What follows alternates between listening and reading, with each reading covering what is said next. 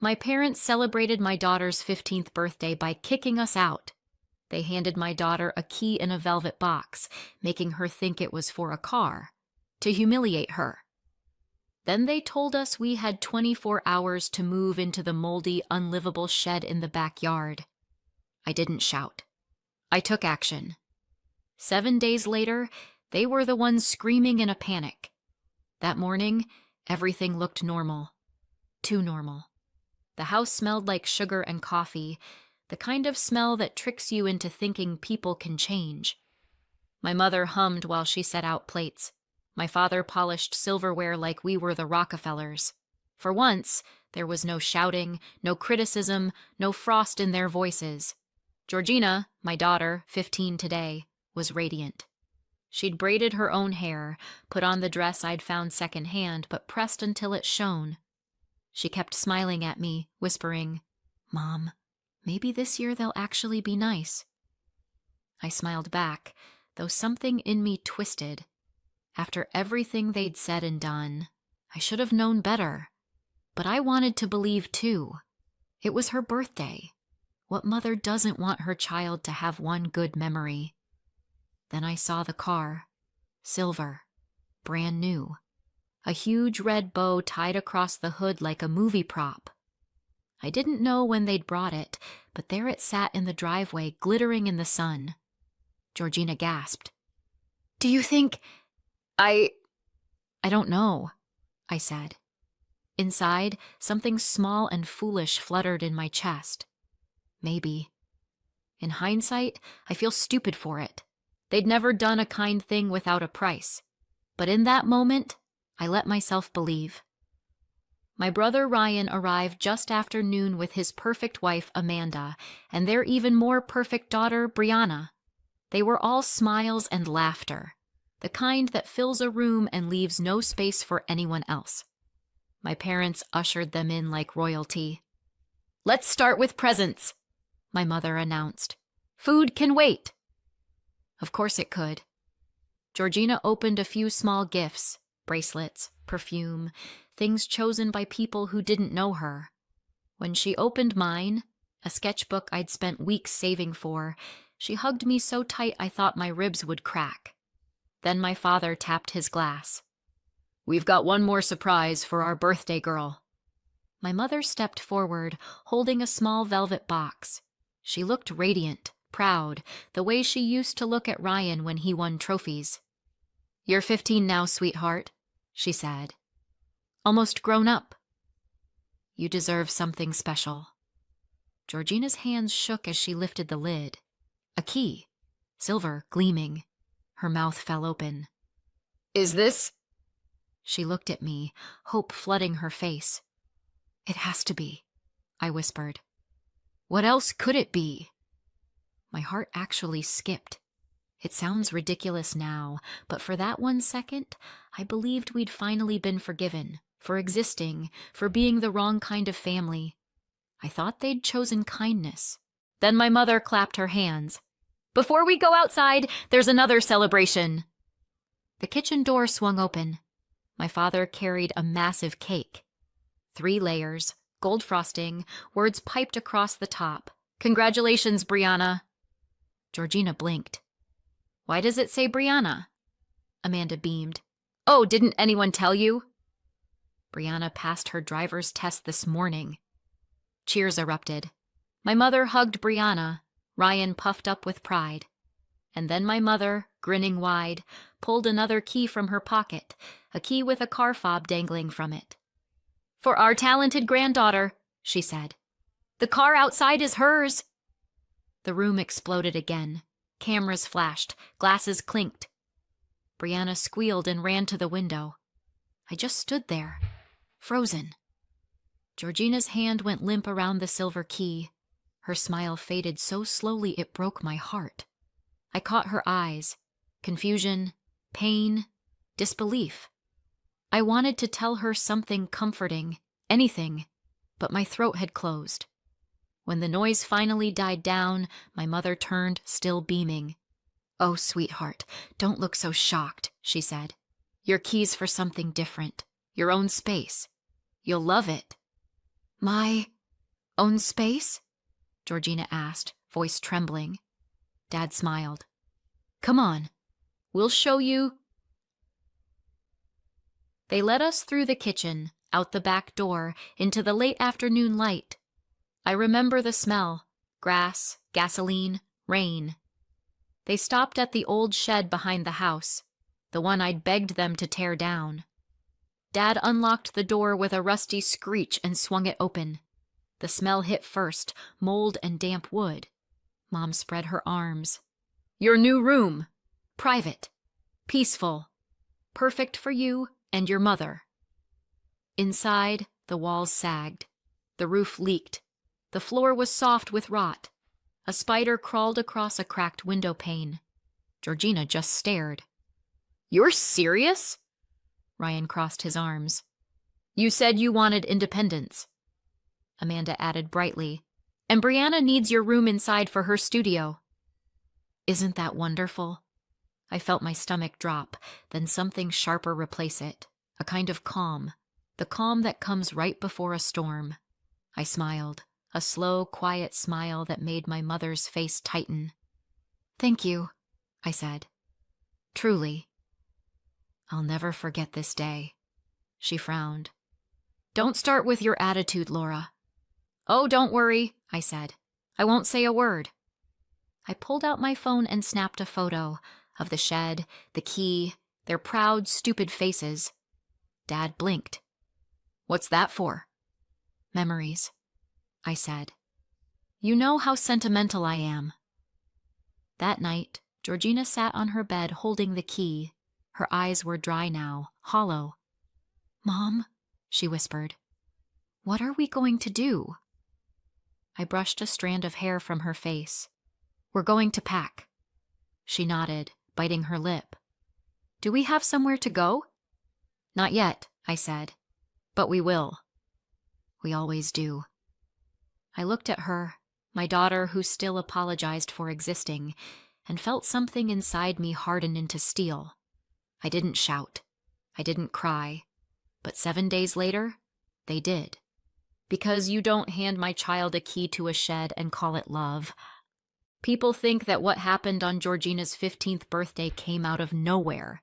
It didn't. It was just the latest chapter in a book my parents have been writing since the day I was born.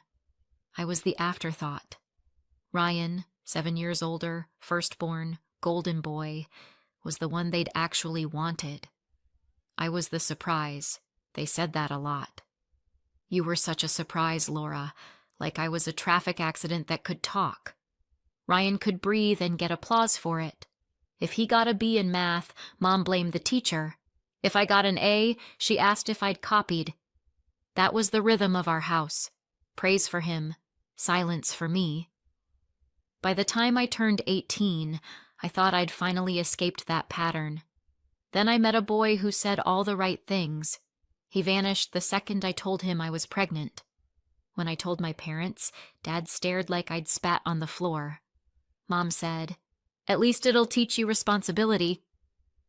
Ryan's wife Amanda had just had a baby, Brianna, a beautiful, pink, 1-year-old prop for family pride.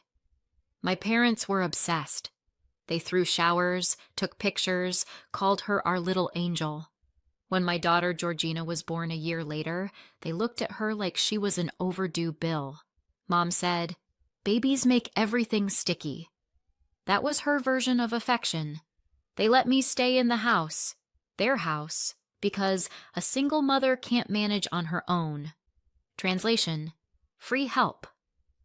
I got the smallest room, barely big enough for a crib. The ceiling leaked. The floor slanted. They called it temporary. It lasted 15 years.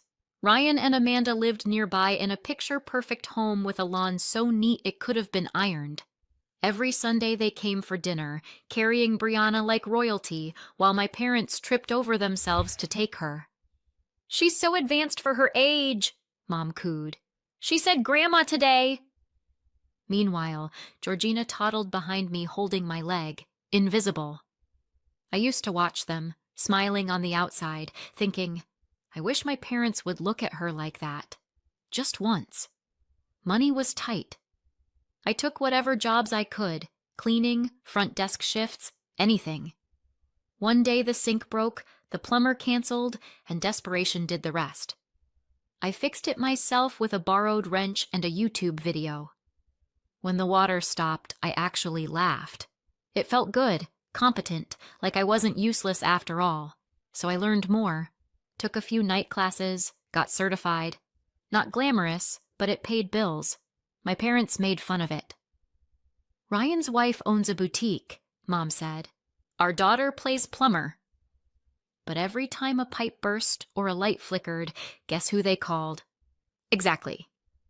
I started taking small repair jobs outside the house. Neighbors, friends of friends.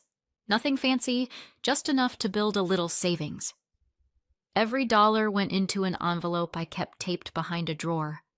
My freedom fund. Someday I'd use it for a down payment, a door no one could lock us out of. Through it all, Georgina stayed sweet. She grew up in that tiny room, content with fairy lights, paper sketches, and second-hand books. Sometimes I felt guilty that she was happy there. She'd say, "It's okay, Mom." It's home, I'd smile, but inside I'd think, not for long. She loved her grandparents even though they barely noticed her. When Brianna came over, Mom would beam like the queen had arrived. She'd shove cookies into Brianna's hands and say, "Don't make a mess, honey." Then glance at Georgina and add, "Laura, maybe teach your daughter some manners." Same cookies, different rules. That's the story of my life. Brianna always got the best of everything. New clothes, private lessons, birthday parties that looked like wedding receptions. Georgina got a hand-me-down sweater and a cake I baked after work. Still, she smiled. Always. Sometimes that smile broke me more than tears would have. A few days before her birthday, I'd spotted something small in the house that needed attention. One of those little problems I was forever fixing. I told myself I'd deal with it later, once work calmed down and things were quieter. Just another repair waiting its turn. I didn't know then how quickly everything else would come undone. When you spend your whole life being quiet, the first no sounds like an explosion. Mine did.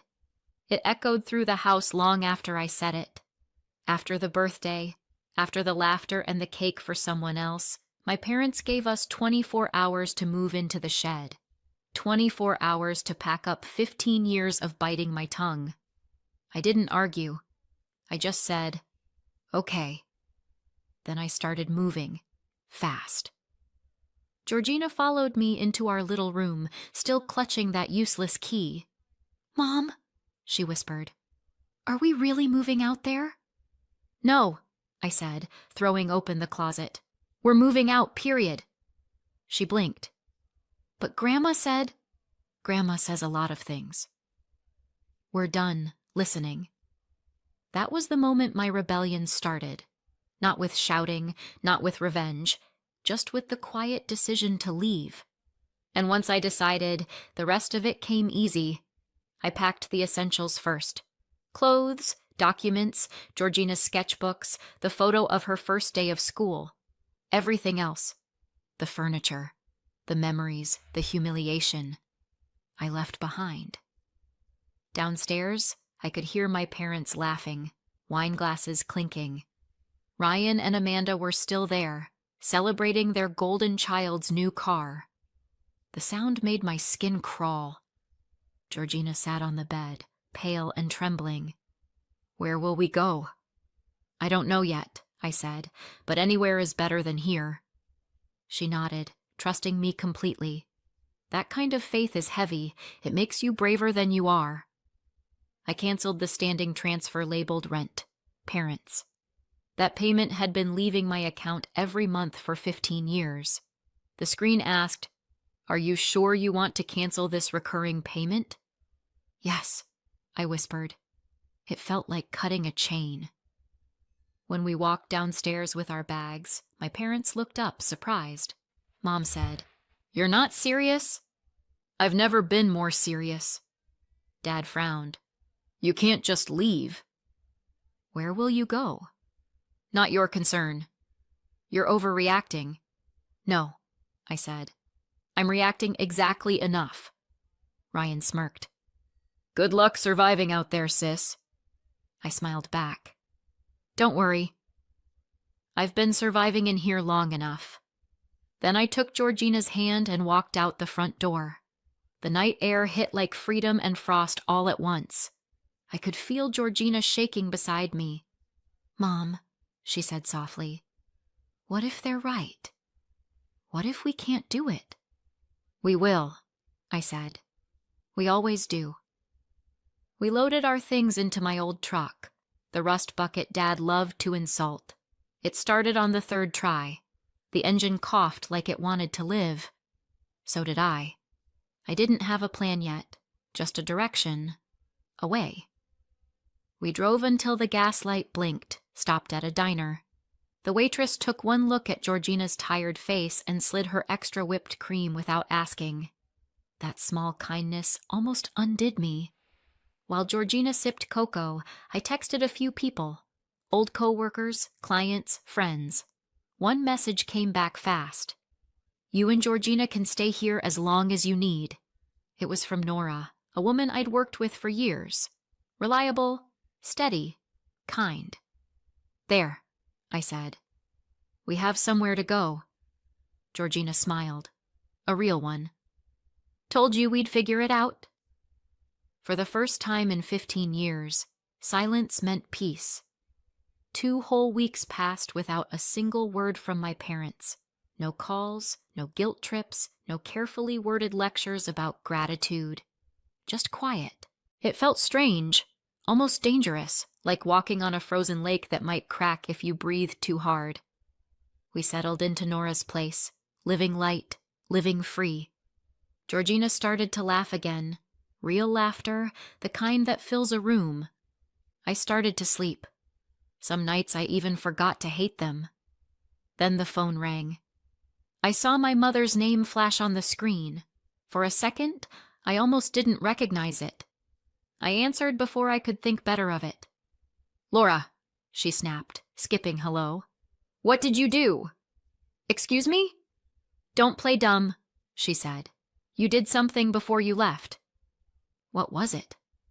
I packed, I said. I left. That's all. Her breathing hissed through the line. You're lying. And then she hung up. I stared at the phone for a long moment. Nora raised an eyebrow. Problem? Apparently, I said. I've committed an unspeakable crime, but no one will tell me what it is. The next day, the phone rang again. Dad this time. Loud. Angry. What did you mess with? We can smell something. You did this. I didn't do anything, I said. You were the last one to touch anything in that house. I was the last one to touch everything in that house for 15 years, I said. Take your pick. He shouted something about responsibility. I hung up. The calls came in bursts after that. Every few days, sometimes from Mom, sometimes from Ryan, sometimes from numbers I didn't recognize. Every conversation was the same. Accusations, demands. I didn't bite. I just kept saying, I don't live there anymore. By the 3rd week, I'd stopped answering altogether. It was a Friday night when the pounding started. Not a polite knock, fists on wood, shaking the frame. Nora looked up from the couch. You expecting someone? No, I said. But in my stomach, I already knew. When I opened the door, there they were, my parents, standing on Nora's porch like a pair of ghosts that refused to stay buried. They looked furious, exhausted, out of place. Mom started talking before I could even breathe. You have to come home. Now. You have to fix it. Fix what? You know what? She said, voice rising. Don't pretend. It's your fault, and you're going to make it right. I leaned against the doorframe. I don't fix things for you anymore. Dad stepped forward. You're being childish. Whatever you did, undo it. We can't... Can't what? I asked. can't live like this, Mom shouted. You owe us! Behind me, Nora appeared silently, arms crossed. Everything okay here? My parents froze. They hadn't expected an audience. We're fine, I said. They were just leaving. Mom's eyes flicked to Georgina, who had come to the hallway, half hidden. You're teaching her terrible habits, she hissed. Boundaries? I said. Yeah, I guess I am. I stepped back inside and closed the door, gentle but final. The house was quiet again, except for the rain starting outside. Georgina stood there, small and steady. What did they want? To make me crawl, I said. It didn't work. She smiled, a little proud, a little sad. You're not scared of them anymore, she said. No, I said. Not anymore. Outside, thunder rolled somewhere in the distance. I looked toward the window, the sky dark and heavy, and for the first time in years, I didn't wonder what might be breaking back there. It wasn't mine to fix. They thought I'd come running when they snapped their fingers. They thought I'd always be the one patching the holes. But the truth was simple. I was done holding their house together. Let them learn what happens when you drive away the person who kept the walls from falling. A few days after they showed up on Nora's porch, the silence came back. But this time it didn't feel like peace. It felt like a storm holding its breath. At first, I thought maybe they'd finally given up, moved on to new victims, maybe the mailman. Then the messages started. A client canceled a job with no explanation. A neighbor who'd always been friendly stopped waving. And one afternoon, Nora called from work, voice sharp. Laura, have you seen what your mother's posting online? I hadn't, but I looked. There it was. A Facebook post that started with, My daughter destroyed our home out of spite. Screenshots, wild claims, paragraphs of self-pity. Apparently, I'd tampered with the pipes before I left, causing catastrophic damage. According to her, I'd committed a deliberate act of cruelty. Ryan and Amanda had commented little hearts underneath. Because of course they had. I sat at Nora's kitchen table, scrolling, reading, shaking. Nora watched me quietly. You okay? Sure, I said. I always wanted to be famous for plumbing. The next few days were hell. Relatives called demanding to know what I'd done. Someone posted my business page on a community forum with the caption, Would you hire a woman who sabotaged her parents' house? Half my upcoming work vanished in 48 hours. I didn't respond. Not yet. I screenshotted everything. Every lie, every comment, every digital knife. If there's one thing I learned from my parents, it's that you should always document abuse. Georgina caught me scrolling one night. She saw the screen and went pale. Why are they doing this?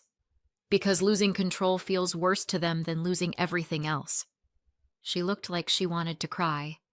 I just smiled thinly. Don't worry, sweetheart. I'll fix this too.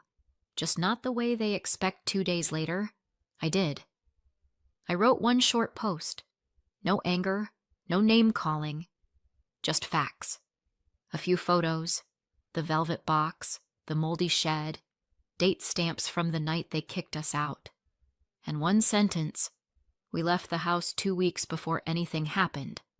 We haven't been back since. That was it. By morning, it had 1,000 shares. By noon, 2,000. People weren't stupid. They saw the pattern.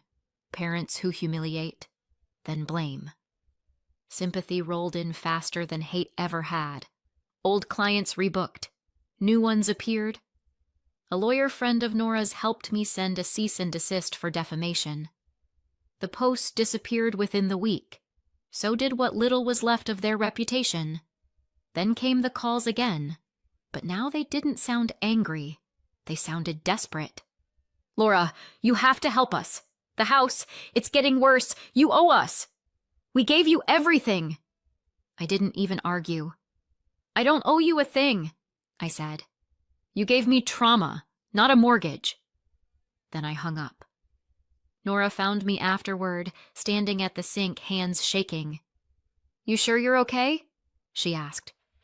"I'm fine," I said, though I could feel the ache in my chest. "It's just weird, you know? Watching karma do my job for once." Weeks passed. Word spread that the house was in trouble. Black mold, collapsing floorboards, a smell so bad neighbors complained. Insurance refused to pay. Rumor was, a contractor quoted them $120,000 to repair it. More than the house was worth by then. They couldn't afford it. Eventually, the bank started foreclosure proceedings. Ryan stopped visiting. Amanda posted inspirational quotes about boundaries, like she'd invented the concept. Through all of it, I stayed quiet. I didn't post updates, I didn't gloat. But every time I walked past a hardware store, I smiled at the irony. They'd thrown away the one person who could have saved them. The day I saw the auction notice, I had to read it twice. The address was my parents'. The same house I'd grown up in. The one I'd scrubbed, repaired, painted, held together by sheer will. Now it was listed for public sale. As is. I sat down at Nora's table with the newspaper and laughed until I cried. Georgina came running. "What's funny?" "Nothing," I said, wiping my eyes. "Everything." I circled the date. The auction was held in a municipal hall that smelled like dust and despair. Men in suits whispered numbers. When the auctioneer read the address aloud, my chest tightened. Bidding started high, then dropped fast. The house's condition scared them off. Mold, rot, bad press. When the room went quiet, I raised my hand. No one outbid me. I got it for a fraction of what it was once worth. It wasn't even enough for my parents to cover the mortgage, so even after losing the house, they still owed the bank. It was official. I owned the house that used to own me. A year later, everything has changed. The house that used to fall apart now shines. I rebuilt it myself, every wall, every corner. What would have cost anyone else a fortune just took me time and a toolbox. Now it's ours, paid off, untouchable. My business is booming. After people heard the story, everyone wanted to hire the woman who rebuilt her life with her own hands. I have more clients than I can handle. For the first time in my life, success doesn't come with someone else's permission. Georgina's 16 now. She's happy, confident, and loud in a way she never was before. Today's her birthday. I handed her a velvet box this morning. She opened it, saw the key, and laughed. "It's not for a shed, right?" "No," I told her. "It's for your car. Paid in full." Across town, my parents are still renting a tiny studio, still paying off debt on a house they no longer own. Ryan and Amanda don't speak to them. The Golden family cracked under the weight of their own pride. And Brianna? The car with the red bow is long gone. Repossessed months ago. I got the house for a fraction of what it was worth. They lost everything, and I built something better from the ruins. So what do you think? Did I go too far or not far enough? Let me know in the comments and subscribe for more.